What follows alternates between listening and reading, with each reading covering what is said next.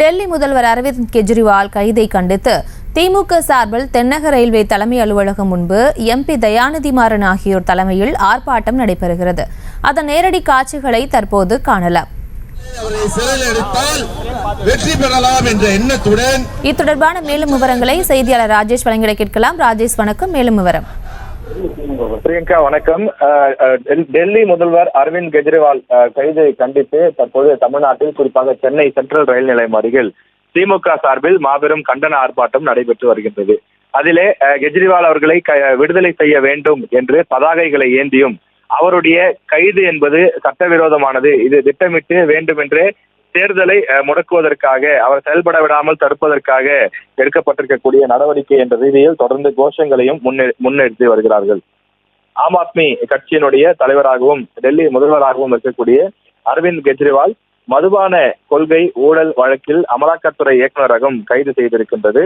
ஆம் ஆத்மி கட்சி இன்று பாஜக அலுவலகங்களுக்கு வெளியில் நாடு தழுவிய போராட்டத்திற்கு அழைப்பு விடுத்திருக்கக்கூடிய நிலையில் நாடு முழுவதும் பல்வேறு மாநிலங்களில் எதிர்க்கட்சிகள் திரண்டு கெஜ்ரிவாலுக்கு ஆதரவாக கண்டன ஆர்ப்பாட்டங்களை நடத்தி வருகிறார்கள்.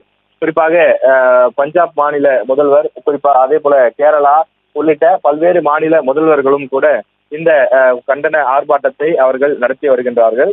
மக்களவை தேர்தலுக்கு இன்னும் சில நாட்கள் இருக்கக்கூடிய நிலையிலே டெல்லி முதல்வர் மீதான இந்த கைது நடவடிக்கை என்பது கட்சி தொண்டர்களிடையே பெரும் அதிர்வலைகளை ஏற்படுத்தி இருக்கின்றது. இந்த நிலையிலேதான் கைது நடவடிக்கைக்கு எதிர்க்கட்சி தலைவர்கள் தொடர்ந்து கண்டனத்தை எழுப்பி வருகிறார்கள்.